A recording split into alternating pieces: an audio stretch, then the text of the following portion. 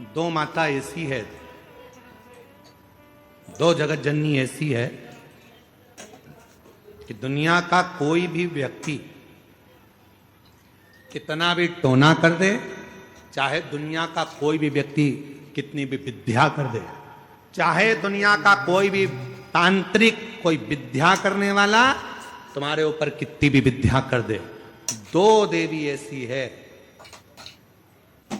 जो उस सोना को, उस विद्या को पलट देती है। और यह हम नहीं कह रहे हैं, देवी भागवत कह रही है। देवी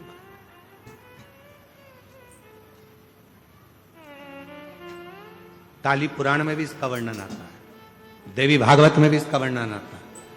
दो देवी ऐसी हैं जो कोई अपने ऊपर अगर विद्या कर रहा है और वो दो देवी का स्मरण कर लिया जाए, उन दो देवी का नाम लेकर मात्र शंकर के शिवलिंग के सामने जो अशोक सुंदरी वाली जगह होती है, वहां पर अगर इन दो देवियों का नाम लेकर अगर जल चढ़ा दिया जाए तो किसी ने अगर विद्या करी भी होती है तो पलट जाती है। कोई कितना भी बड़ा तुम्हारे लिए तंत्र मंत्र कर रहा हो, वो तुरंत पलट जाता है, एक क्षण नहीं लगता और उनका नाम लेने से पलट जाता है। दो देवी,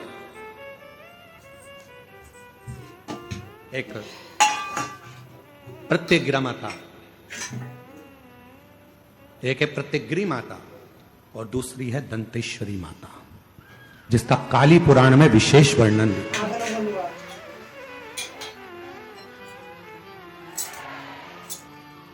जिसका देवी भागवत में वर्णन आता है। और महाराज प्रत्यग्री माता का वर्णन स्वयं यहां तक,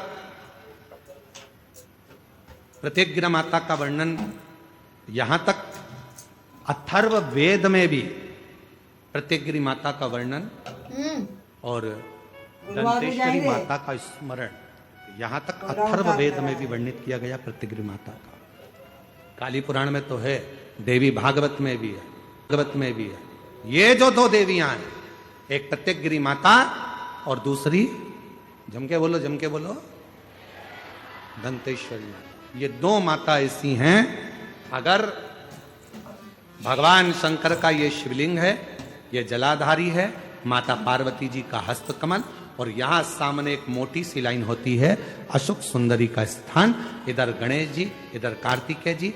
जब हम दक्षिण में खड़े होकर, उत्तर में मुख कर कर, यहां खड़े होकर जब हम शिवलिंग पर जल चढ़ाते हैं और अपने जल के पात्र को थोड़ा सा आगे बढ़ाकर हम इस स्थान पर, अशोक सुंदरी के स्थान पर, इस यहां खड़े होकर जल चढ़ाते समय इस स्थान पर अपने पानी के लोटे को आगे बढ़ाते हैं और जल को यहां गिराते हैं। प्रत्यग्री माता का नाम लेकर या मां दंतेश्वरी का नाम लेकर जब हम चढ़ाते हैं, आज दिन भर में अगर कोई ने भी हमारे ऊपर विद्या करी होती है, वो 2 मिनट के अंदर वो कटकर गिर जाती है और कोई असर नहीं होता।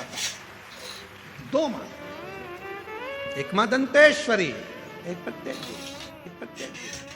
आज संपूर्ण जगत जाने ना जाने पर काली पुराण वर्णन करती है, देवी भागवत वर्णन करती है, अथर्व वेद वर्णन करता है कि एक प्रत्यंगिरा माता और एक मां दंतेश्वरी, ये दो देवियां ऐसी हैं, अगर कोई कितनी भी काली विद्या कर दे, कोई कहीं की भी विद्या कर दे, इन देवी का नाम लेकर केवल दक्षिण में खड़े हो और शिवलिंग पर जल चढ़ाते समय उत्तर की ओर मुख कर कर, जहां अशोक सुंदरी का स्थान होता है, यहां से जल चढ़ाते चढ़ाते धार को जो पानी की आगे ले जाता है, प्रत्यंगिरा माता या दंतेश्वरी माता का स्मरण कर कर फिर जल शिव पर चढ़ाता है, फिर प्रत्यंगिरी का नाम लेकर, दंतेश्वरी का नाम लेकर फिर जल चढ़ाता है। उसकी जिंदगी में अगर कोई कितनी भी तंत्र मंत्र विद्या कर दे, उसके ऊपर असर हो ही नहीं पाता, उसी समय पर कट जाता है। ये वो प्रत्यंगिरी। यहां तक वर्णन आता है महाराज, जिस नारी के, जिस स्त्री के रजो धर्म में, रजो धर्म के समय पर कोई नारी कहती है पेट दर्द होता है, कोई कहती है रजो धर्म नहीं आता, कोई कहती है रजो धर्म रुक जाता, वो नारियां जो बहुत उदर से जुड़ी हुई कहीं ना कहीं तकलीफों में होती हैं, अगर मां प्रत्यंगिरा का स्मरण कर कर एक चावल का दाना, भगवान देवाधिदेव महादेव जिस जलाधारी पर, वो जो गोल जलाधारी है, जिस जलाधारी पर शंकर का शिवलिंग रखा हुआ है, उस जलाधारी पर कहीं पर भी एक चावल का दाना या तो मां दंतेश्वरी का नाम लेकर या प्रत्यंगिरा माता का नाम लेकर अगर चढ़ा देती है तो उस नारी के रजो धर्म से जुड़ी जितनी प्रॉब्लम है वो सब समाप्त हो जाती है। यहां तक प्रत्यंगिरा माता का वर्णन। कोई बीमारी आ गई, यहां वहां ना जाकर सबसे पहले हॉस्पिटल से, अस्पताल। क्यों? पुराण कहती है कि हॉस्पिटल में जो डॉक्टर का एक रूप होता है वो शंकर का एक स्वरूप होता है। आप उसको शिव मानकर जब कहोगे कि इसको रोग आ गया, इलाज करिए। जांच का बोले जांच करो, दवाई का बोले दवाई करो, पर साथ में भगवान शंकर के ऊपर एक लोटा जल चढ़ाकर वो जल का भी आचमन कराते रहो। जब दवा और दुआ दोनों साथ चलती है तो व्यक्ति जल्दी ठीक हो जाता है और स्वस्थ हो जाता है। दवा और दुआ दोनों साथ चलना चाहिए तो व्यक्ति। महाराज मान लो कोई एकदम एक्सीडेंट हो गया, डॉक्टर ने जवाब दे दिया कि अब तो मुश्किल है, बहुत मुश्किल, बहुत मुश्किल। तब प्रयास करो, बन सके रात्रि के समय हो चाहे दिन का समय हो, कभी भी शिव जी के मंदिर में जाकर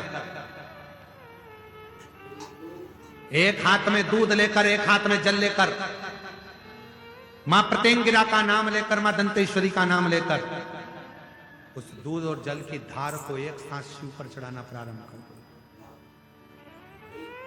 और प्रारंभ करो और उसका नाम बोलकर कि बाबा उसको संभाल लेना मेरे भोलेनाथ। बहुत डॉक्टर मना कर रहा है पर तू कृपा करेगा तो वो अच्छा हो जाए, तेरी करूंगा तो वो ठीक हो जाए। कहते हैं कि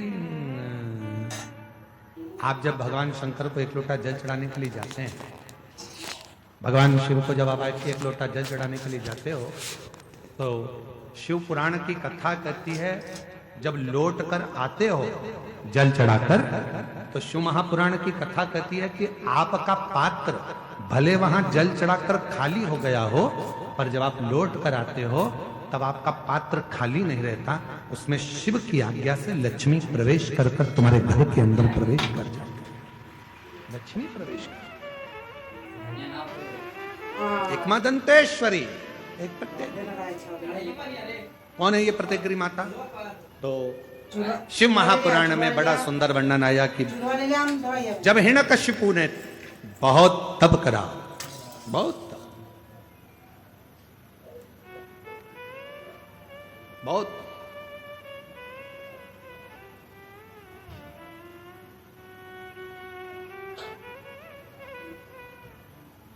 मेरा निवेदन है आस्था चैनल वालों से, कथा लाइव चल रही है, उनसे हम निवेदन करेंगे कि आपके पास में दंतेश्वरी माता का फोटो हो तो आस्था चैनल वाले अवश्य दिखाते रहें बीच बीच में जहां कथा चल रही है।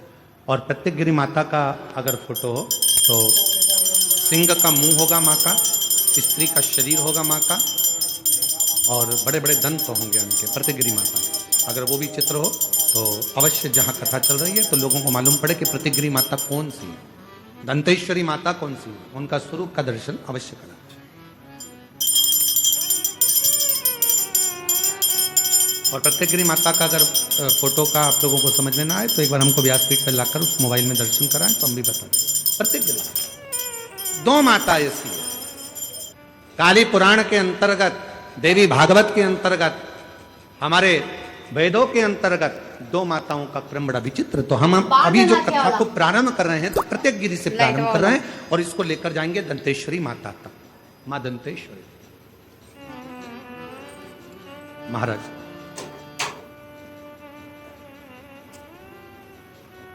हिरण्यकशिपु ने तप किया, वर मांगा भगवान से,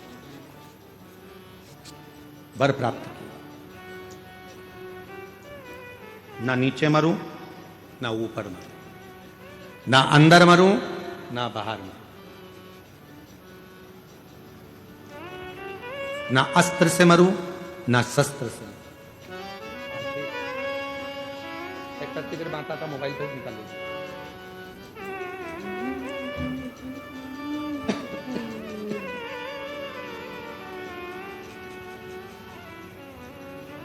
ना अस्त्र से मरूं, ना शस्त्र से मरूं, ना दिन में मरूं, ना रात में मरूं, ना नर से मरूं, ना पशु से मरूं,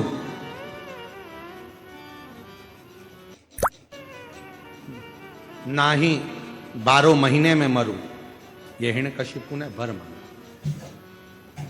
वर दिया तथास्तु, ठीक। और वो वर मिल गया। हिरण्यकशिपु बड़े बहुत प्रबल हो गए। ऐसा वर प्राप्त हो गया कि अब मेरे प्राण नहीं छूटेंगे। ऐसा वर मिल गया मुझको कि अब मैं मरूंगा नहीं। खूब खूब उत्पात हिरण्यकशिपु ने मचाया। घर आया तो पता चला कि मेरी धर्म पत्नी के गर्भ से एक बेटे ने जन्म लिया है जिसका नाम प्रहलाद है, जिसका नाम प्रहलाद का जन्म।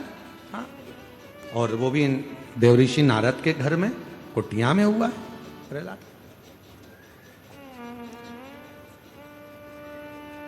हिरण्यकशिपु प्रहलाद की भक्ति को देखते रहे, क्योंकि प्रहलाद देवऋषि नारद के घर में रहे तो उन्होंने भगवान का भजन सुना, भगवान का स्मरण सुना।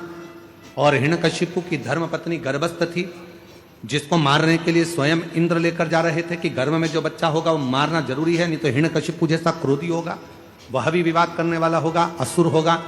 तो नारद जी ने उसको छुड़ा लिया था, और नारद जी ने उसको इतना ज्ञान दिया था, इतना ज्ञान दिया कि गर्भस्थ बालक भगवान की अविरल भक्ति में डूबने वाला उत्पन्न हुआ। इसलिए हमारे पुराने समय की माताएं कहती हैं कि गर्भ में जब बच्चा रहे उस समय पर रामायण गीता का स्मरण करना चाहिए, गर्भवती नारी को भगवान का भजन करना चाहिए, गर्भवती नारी को भगवत स्मरण करना चाहिए, गर्भवती नारी को भगवान को जल चढ़ाना चाहिए, गर्भवती नारी को अच्छे अच्छे पुराण वेद और शास्त्र श्रवण भी करे और पढ़े। पर आज के जमाने में जैसे ही गर्भ ठेरता है डॉक्टर कह देते हैं बेड रेस्ट, पलंग पर पड़ी रहो दिन भर।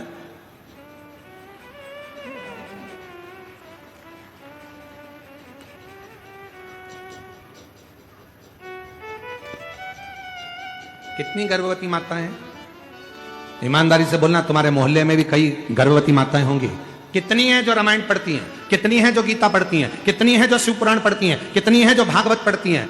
बहुत ना के बराबर कोई माताएं होंगी जो गर्भ अवस्था में भगवान का भजन करती होंगी, गीता रामायण पढ़ती होंगी। बेड रेस्ट का बोल दिया जाए तो माताएं अपना मोबाइल लेकर, मम्मी उठ नहीं सकती क्योंकि डॉक्टर ने बेड रेस्ट बोला है, तो मम्मी भी बेचारी क्या बोले, सास तो हमेशा बुरी होती है बेचारी, बोल के बुरी होना। तो इससे अच्छा है बेटा जैसा डॉक्टर ने बोला वैसा कर ले। पर हमारे डॉक्टर तो पूर्व समय में कहते थे बेटा खूब काम करो, जैसे